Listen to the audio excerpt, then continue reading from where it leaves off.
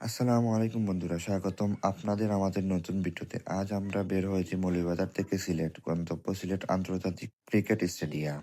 শুক্রবার জুম্মার নামাজ, বন্ধুদের সাথে খাওয়া দাওয়া আর দারুণ কিছু মুহূর্ত নিয়ে আজকের ভিডিওটা হতে যাচ্ছে একদম স্পেশাল। ভিডিওটা শেষ পর্যন্ত দেখবেন, ভালো লাগলে লাইক, কমেন্ট আর শেয়ার করতে ভুলবেন না। চলুন তাহলে শুরু করি আজকের ব্লগ ভিডিও। হ্যালো ভিউয়ার্স, আসসালামু আলাইকুম। আসলে গড়ির মাঝে বাজে 7:18।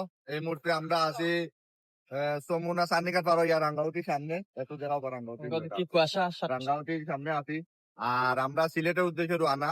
আপনারা আমরা লাই দোয়া করবা আর সাথে থাকবা। আমরা কিতা কিতা করবো আজকে সপ্তাহ দেখাইমু। আজকের দিনটা ছিল সত্যিই অনেক স্পেশাল। সকালে আমরা মৌলভীবাজার থেকে রওনা দিলাম সিলেটের উদ্দেশ্যে। পথ জুড়ে ছিল সবুজ প্রকৃতি, পাহাড়ি দৃশ্য আর মন ছুঁয়ে যাওয়া আর রাস্তার সৌন্দর্য।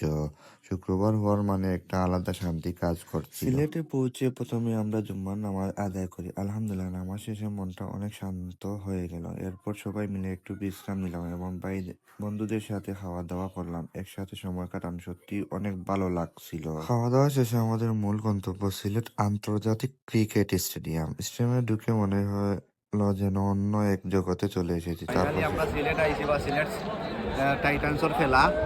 আপনারা কইলাম মানে আমরা কই যাইমু ও আইছি সিলেট টাইটান্সর খেলা দেখাত। আর আপনারা লগে থাকবো, আপনারা খেলা দেখাইমু আজকে। আমার দেখাইলাম দর্শক আজকে সিলেটের খেলা উপলক্ষে আজকে দর্শকও বেশি হয়েছে।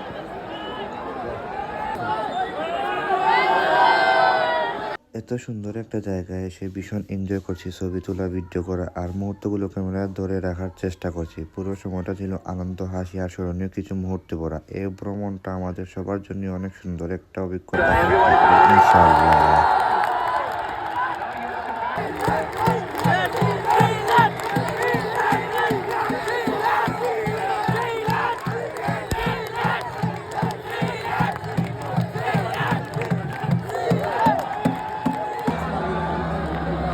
এই ছিল আমাদের আজকের মৌলভীবাজার থেকে সিলেট ভ্রমণ। জুমার নামাজ, বন্ধুদের সাথে সময় কাটানো এবং সুন্দর সিলেট আন্তর্জাতিক ক্রিকেট স্টেডিয়ামে ঘুরে দেখার কিছু মুহূর্ত। আশা করি ভিডিওটা আপনাদের ভালো লেগেছে। যদি ভালো লেগে থাকে তাহলে অবশ্যই লাইক দিন, কমেন্ট করে জানাবেন কেমন লেগেছে। আর নতুন নতুন ভিডিও পেতে চ্যানেলটি সাবস্ক্রাইব করতে ভুলবেন না। এমন জায়গা নতুন গল্প নিয়ে আবার দেখা হবে ইনশাল্লাহ। ততদিন পর্যন্ত সবাই ভালো থাকবেন, সুস্থ থাকবেন। আল্লাহ হাফিজ।